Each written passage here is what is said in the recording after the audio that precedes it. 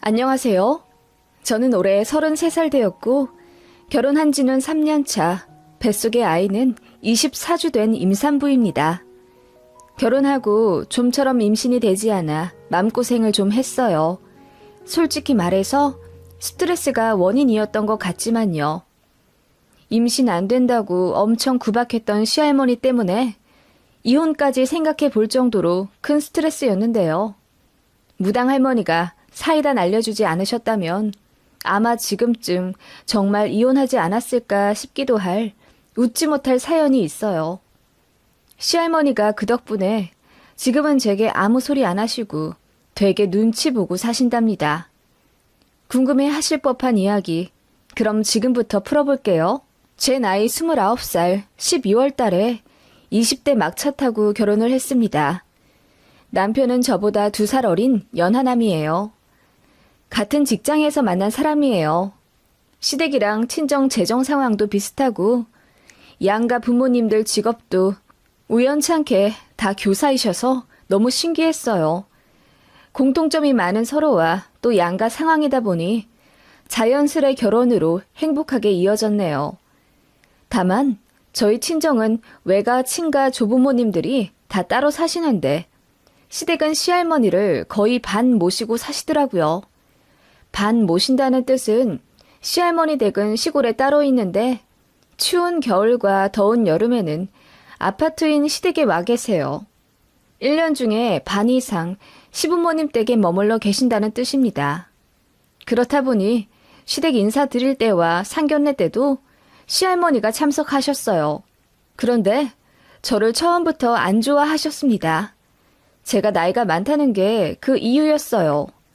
우리 승한이보다 2살이나 많다고? 내년에 30이 되는겨? 나이가 너무 많아.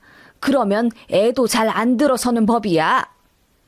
라고 하시길래 시부모님께서 아니다. 40 넘어서까지 애 낳는 사람들 많고 요즘은 의료 기술도 좋아서 노산도 건강하게 아이 낳는다. 라고 몇 번이나 설명을 해주셨네요. 시부모님은 정말 좋으시거든요. 저 배려도 잘해주시고 웃음도 많으세요. 그런데 시할머니는 아무래도 연세 때문인지 고리타분한 면이 많으시고 특유의 고집도 굉장히 세세요. 본인 생각이 찰떡같이 맞다고 우기는 경향이 있으시잖아요. 저희 시할머니도 그런 성격이시고 그 때문에 시집살이 당한 시어머니가 고생 참 많이 하셨다고 들었어요. 시어머니 결혼 후 근 30년을 시할머니랑 반합가 상태인데도 겸허히 받아들이시며 불평불만 않고 오실 때마다 잘 모시고요.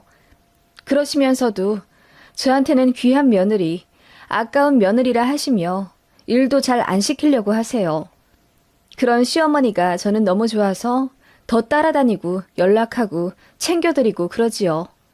그래서 결혼 초부터 저는 시어머니랑 정이 많이 쌓인 상태이고 어머님도 저를 딸같이 대해주셨습니다. 그런 상황이니 시할머니가 저를 나이로 구박하시는 게 어머님도 더는 못 참겠다 싶으셨는지 저를 많이 감싸주시고 어쩔 때는 화까지 내셨어요. 어머님, 우리 지연이 나이 많은 것도 아닌데 그만 말씀하세요. 귀한 집에서 귀하게 자란 딸이에요. 그리고 아기가 생기면 감사할 일이고 안 생기면 또 어때요? 요즘은 딩크족이라고 해서 일부러 애 안 낳고 사는 집도 많대요. 일하면서 애 키우는 게 요즘은 보통 일이 아니라고요, 어머님. 애를 안 낳아? 그게 무슨 말도 안 되는 소리야. 그럴 거면 결혼을 하지 말아야지. 어디 근본도 도리도 없는 것들을 우리 손자한테 빗대어 얘기해. 나는 무조건 증손자 볼 거다. 그렇게 시할머니는 결혼 초기부터 대놓고 저한테 빨리 임신하라고 닥달을 하셨죠. 내일 모레 90이라 곧 있으면 죽을지도 모르는데 하루라도 빨리 증손자 안겨달라 하시면서요. 그게 제가 결혼한 목적이자 제 일이라고 하셨습니다. 아무리 나이 많으신 어르신 이야기라고 해도 쉽게 흘려듣기 힘들더라고요. 저도 나름 회사에서 인정받는 사람이고 요즘 시대에 나이 30 정도면 어린 편에 축하는 데다 제 주변은 아직 결혼 안 한 사람들이 태반이에요. 시할머님 세대에서나 나이 30이 40 취급 받았겠지만 지금은 아니잖아요. 그런데 나이 가지고 자꾸 그러시고 저를 증손자 낳을 도구로만 여기시니 저도 날이 갈수록 표정 관리가 안 되더군요. 그래서 시할머니 계신다고 할 때는 시댁도 가기 싫더라고요. 어머님도 그 점 충분히 이해하시고 그냥 저더러 안 내려와도 된다고 하시는데 괜히 죄송해 눈물이 났네요. 그렇게 신혼 6개월쯤 지났을까? 어머님이랑 통화를 하는데 수화기 너머로 시할머님 목소리가 들리더라고요. 어머님, 할머님 올라와 계세요? 지난달에 내려가셨다고 하지 않으셨어요? 아, 그게, 당분간 또 와 계신다고 하시네. 어머님이 어쩐지 난감해 하시며 이야기를 하시길래 무슨 일인가 했더니 갑자기 시할머니께서 전화기를 바꿔달라 하시더라고요. 손부야, 나다, 할미. 내가 그냥 이제 아들네 들어와 살기로 했다. 증손자 볼 때까지 안 내려간다고 했어. 할머님, 안녕하셨어요? 아, 제가 아기 낳을 때까지요? 그래, 나 여기 살면서 네 시험에 엄청 괴롭힐 거다. 왜 증손자 안 안겨주냐고 아침 저녁으로 시집살이 좀 시켜야지. 네? 그게 무슨 말씀이세요? 지금 니네 결혼한 지 6개월이나 지났지 않니? 그런데 왜 여태 소식이 없어? 그 봐라. 네 나이가 많아서 빨리 애가 안 들어서는 거잖냐. 내가 그렇잖아도 너 한약 지어주려고 했더니 네 시어매가 기겁을 하고 말리더라. 너나 네 시어미나 똑같아. 빨리 애 가질 생각을 안 하고 허송 세월이나 보내고 앉아있으니 내가 답답하지 않을 수 있어. 시할머니는 그렇게 격앙된 목소리로 저를 타박하며 제가 아기를 가질 노력을 하지 않는다면서 그 대가로 시어머니 시집살이를 시킬 거라고 하셨습니다. 물론 그냥 하시는 말씀이겠지만 너무하다는 생각이 들었죠.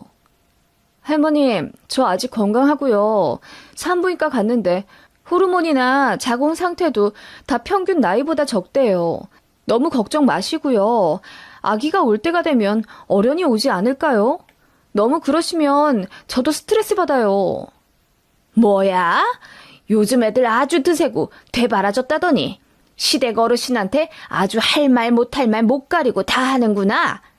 어른이 얘기를 하면 그냥 아무 말 않고 네 하는 거다. 네 친정에서 그리 가르쳤다냐? 평소에는 그냥 별 대답 안 하고 웃으며 순종했지만 시할머니의 그런 무대뽀에 저도 화가 나 참을 수가 없어서 좀 받아쳤습니다. 그랬더니 노발대발 하시면서 나 죽네, 나 쓰러지네 하면서 시할머니가 소리를 지르더라고요. 손주 며느리가 대들었다면서요. 제가 뭔 말이나 했으면 몰라요. 너무 억울하더라고요. 시어머니만 중간에서 고생하셨죠. 뒤로 넘어가신 시할머니 달래드리느라고요. 제가 그렇게 이야기했으면 시할머님도 내려가셨을 줄 알았는데 절대 안 가시더라고요. 그리고 제 핸드폰 번호로 그렇게 자주 전화를 하셨습니다. 저희 시할머니 아직 눈도 좋으시고 귀도 밝으시거든요. 그래서 스마트폰으로 카톡까진 못하더라도 전화는 어렵지 않게 하세요.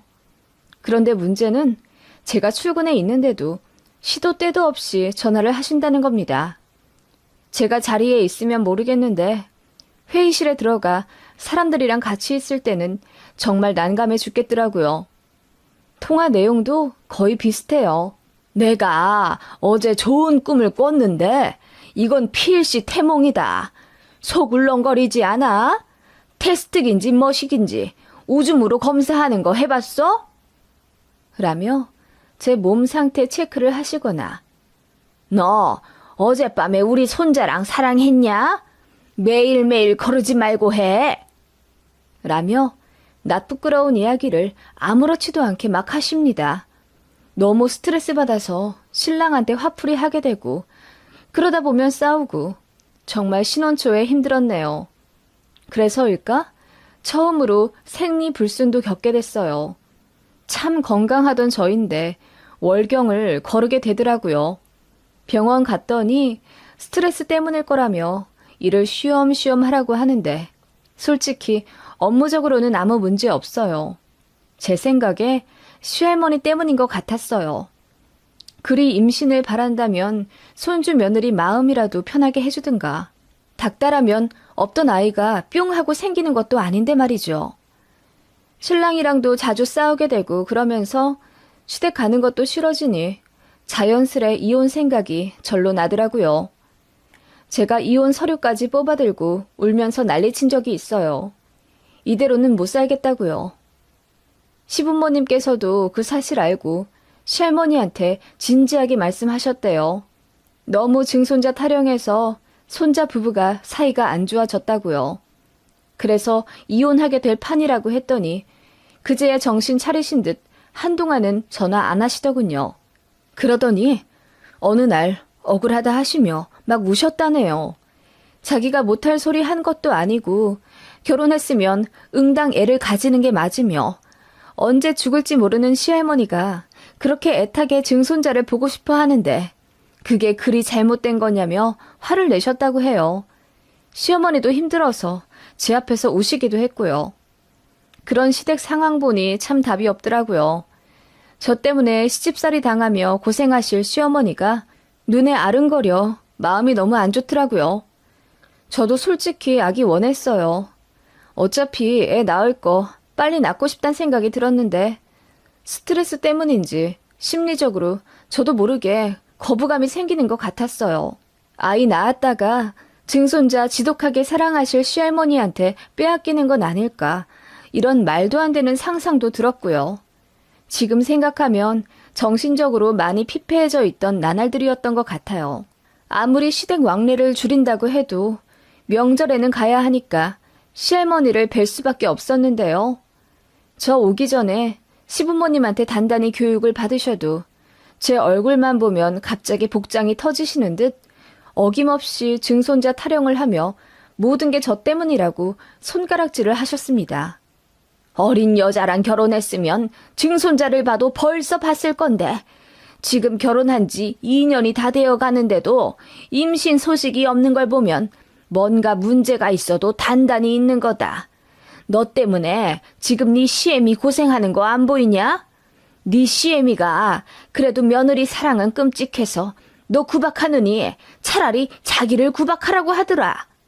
그렇게 매정한 말씀을 하시는 시할머니의 눈빛이 칼날처럼 제 가슴에 박혔고 저는 참다 못해 눈물을 흘리며 할머님, 정말 너무하세요. 저 병원 가면 아무 이상 없다고 해요. 신랑도 마찬가지고요.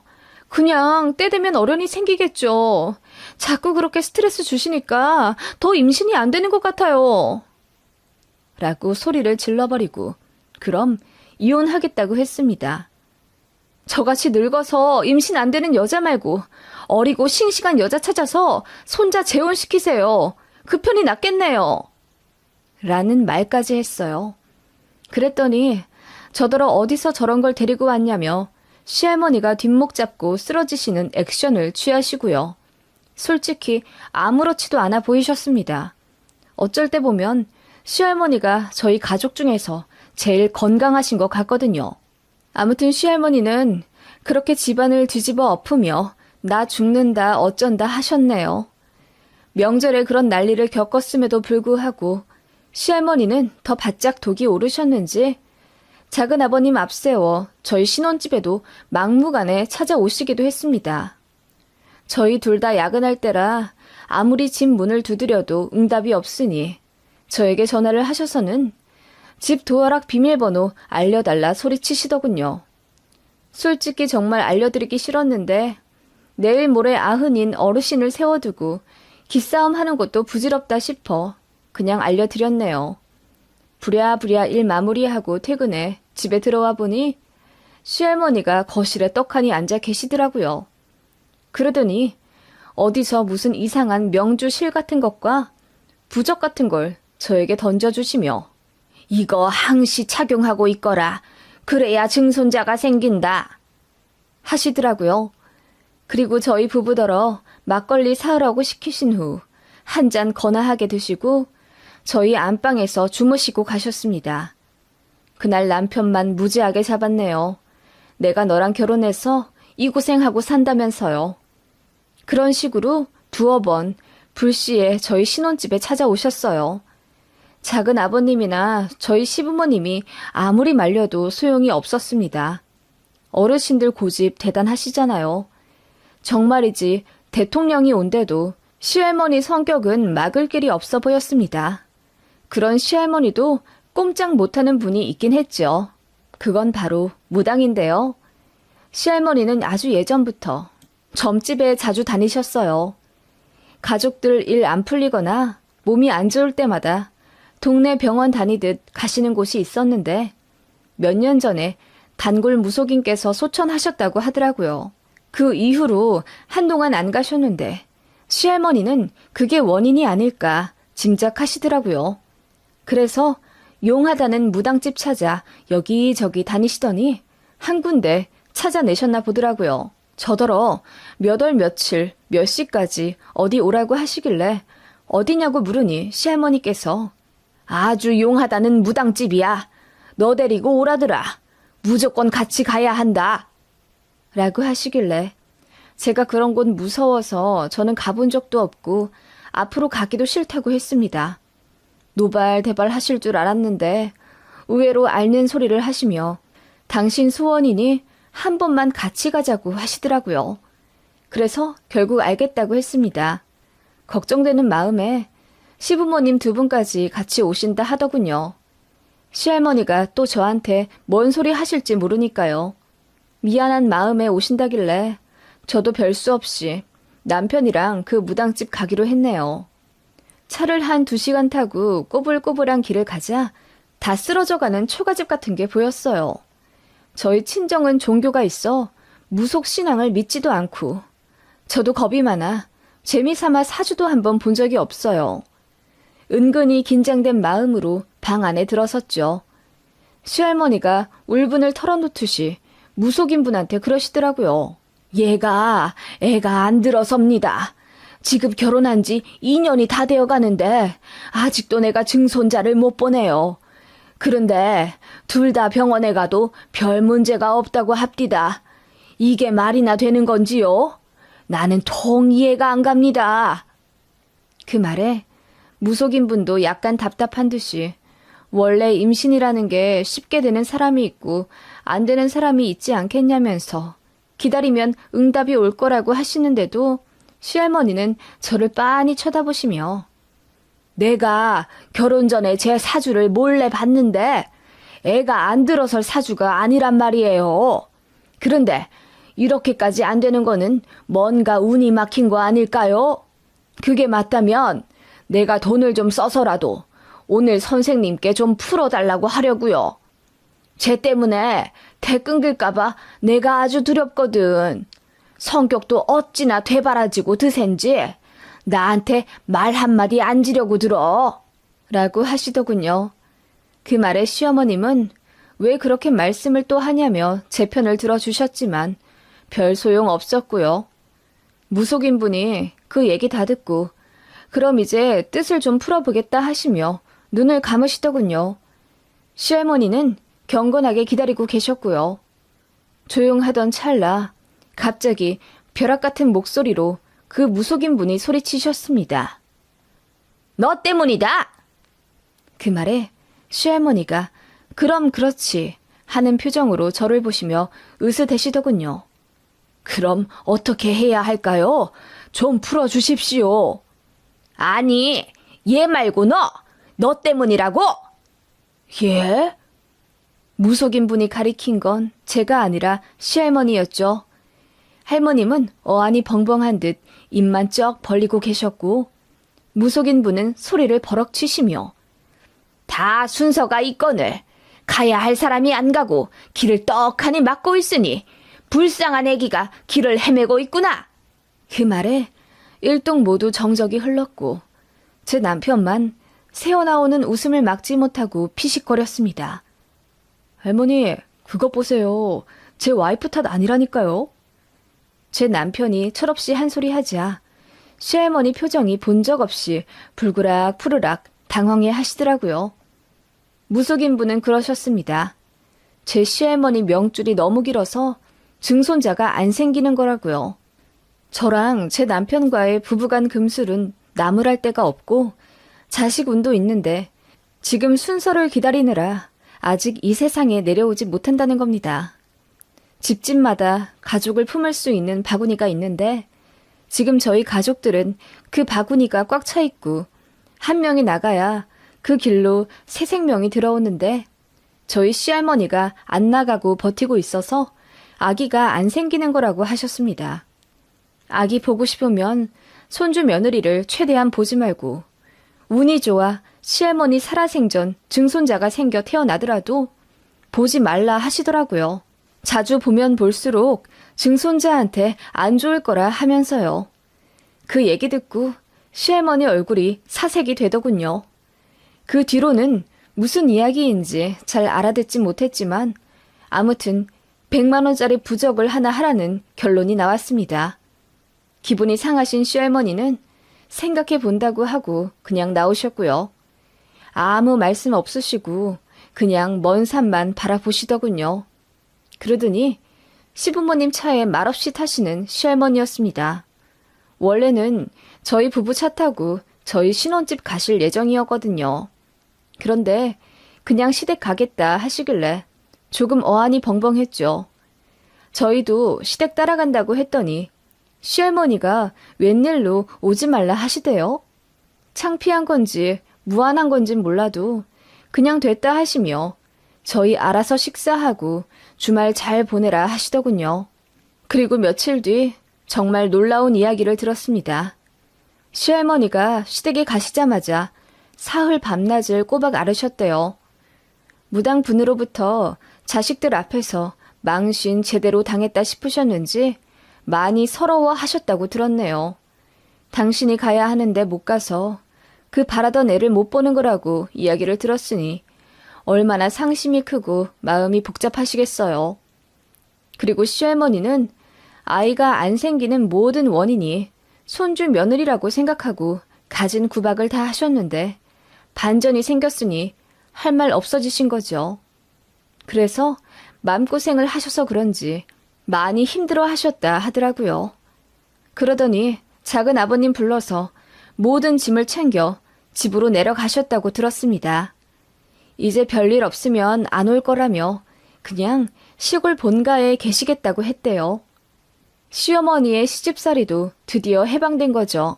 어머님이 그리 말씀하시며 저더러 그간 고생했다고 이제 시할머니가 임신 얘기로 스트레스 줄 일 없을 거라고 하시며 그동안 막는다고 막았지만 못 지켜줘 미안했다고 진심 다해 말씀하시더라고요. 저는 그런 시어머니가 조금도 원망스럽지 않았어요. 오히려 늘 안쓰럽게 생각했거든요. 아무튼 시할머니 내려가시며 핸드폰에 제 번호도 지우셨다더군요. 그렇게 전화 한 통 없이 잔소리도 안 들으니 제 일상이 확 피더라고요. 스트레스 안 받으니 세상도 환히 보이고요. 남편이랑도 사이 좋아져 여행도 자주 다니고 그랬네요. 아무 생각 없이 살다 보니 정말 신기하게도 아기가 생겼습니다. 정말 갑자기 찾아온 아이라 너무 놀랐죠. 시부모님 그 소식 듣고 뛸 듯이 기뻐하시며 행복해 하셨고 전화로 시할머니께 알려드렸더니 만세 삼창을 외치시더군요. 그러더니 임신 초기에 조심해야 한다며 저더러 어디 가지 말고 집에만 있으라. 회사도 관둬라. 내가 용돈 보내주겠다. 다정히 말씀하시더라고요. 임신했으니 이제야 손자 며느리 대우를 해주시나 싶어 씁쓸하긴 했지만 나이 많은 어르신인데 뭐 어쩌겠어요. 그냥 이해해야죠. 그 시대에는 그렇게 사셨으니까요. 저희가 시할머니 계시는 곳으로 인사 가겠다고 해도 오지 말라 하시군. 또 시댁으로 올라오지도 않으시더라고요. 저를 접촉하면 안 된다고 생각하시는 건진 몰라도요. 나중에 증손자 태어나면 그때 아기나 한번 보겠다 하시며 거리를 두려고 하시는데 어쩐지 안쓰러우면서도 마음속 깊이 있던 고민이 해결된 것 같아 한편으론 후련하기도 해요. 만약 제가 아기를 낳으면 시할머니가 엄청 집착하고 아예 저희 집에 합가해 살겠다 하실까봐 겁먹었는데 무속인 말씀 하나로 정리가 싹 된 것 같아서요. 참, 뱃속의 아이는 아들이래요. 저희 부부랑 시부모님은 딸을 원했는데 시할머니는 뛸 듯이 기뻐하며 동네 사람들한테 잔치를 여셨다고 하네요. 그리고 제게 맘고생하게 해서 미안했다며 차 바꾸라고 용돈도 크게 해주셨고요. 그치만 무당 말씀이 내내 마음에 걸리시는 건지 앞으로 욕심 안 부리고 손자네 잘 안 보고 살 거라고 하시네요. 아무튼 뱃속의 아기 천사 잘 키우며 양가 부모님께 효도 잘하고 살게요. 손주 타령했던 시할머니도 이제는 미워하지 않으려고요. 뱃속의 아이는 엄마가 미워하는 사람 닮아 나온다고 하길래요. 그냥 그러려니 하고 잘 챙겨 드려야지요.